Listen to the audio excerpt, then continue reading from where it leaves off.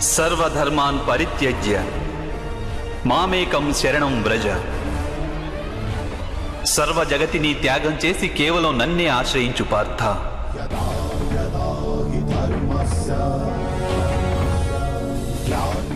ఈ సకల లోకాన్ని నేనే. నేను ఈ లోకంలోని ప్రతి ఒక్క అణువును. నేనే సూర్యుడిని, నేనే చంద్రుడిని. ఈ నక్షత్రాలన్నీ నేనే, ఈ విశ్వంలోని గ్రహాలన్నీ నేనే.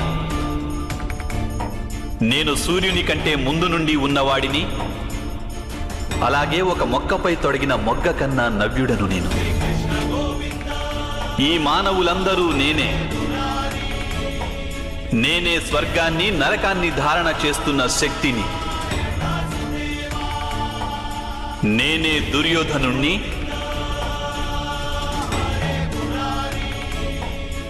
అలాగే అర్జునుడిని కూడా నేనే.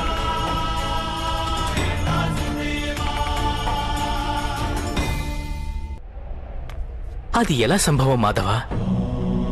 మీరు జన్మించటం పెద్దలు అనేకులు తమ జీవితకాలంలో చూశారు. మేము నవమాసాలు మోసి మీకు జన్మనిచ్చిన మీ మాత జీవించే ఉన్నారు. మీరు పురాతనులు, నాశనం లేనివారు ఎలా అవుతారు? నీవు శరీరాన్ని చూస్తున్నావు,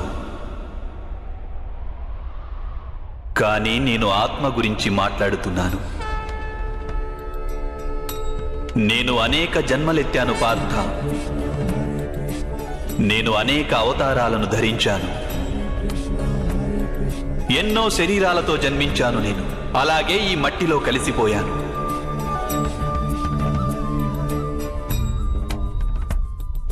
ఇక ముందు కూడా నేను పదే పదే జన్మిస్తుంటాను.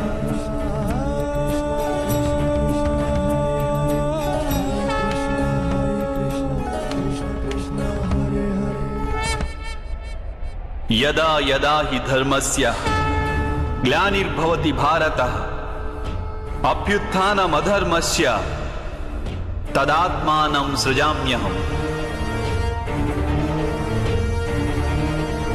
పరిత్రాణాయ సాధూనాం వినాశాయ చ దుష్కృతాం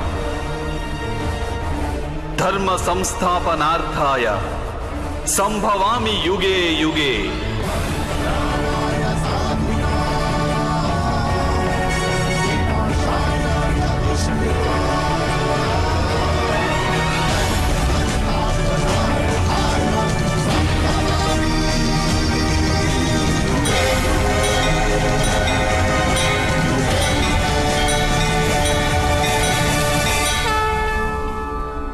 ఎప్పుడెప్పుడు ధర్మానికి హాని జరుగుతుందో, ఎప్పుడెప్పుడు అధర్మం వృద్ధి చెందుతుందో, అప్పుడప్పుడు సత్పురుషులను ఉద్ధరించేందుకు, అధర్మపరుల వినాశనానికి, ధర్మాన్ని పునఃస్థాపించేందుకై నేను జన్మిస్తుంటాను.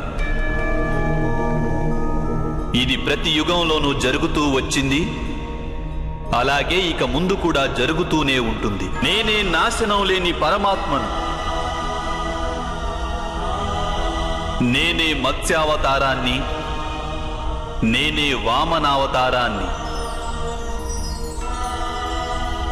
నేనే పరశురాముణ్ణి, నేనే రామావతారాన్ని కూడా.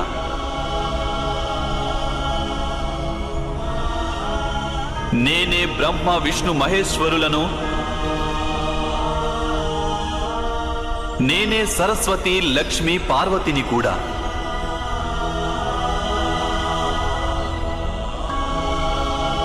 నేను పురుషుడను కాను, స్త్రీని కాను, నపుంసకుడిని కాను.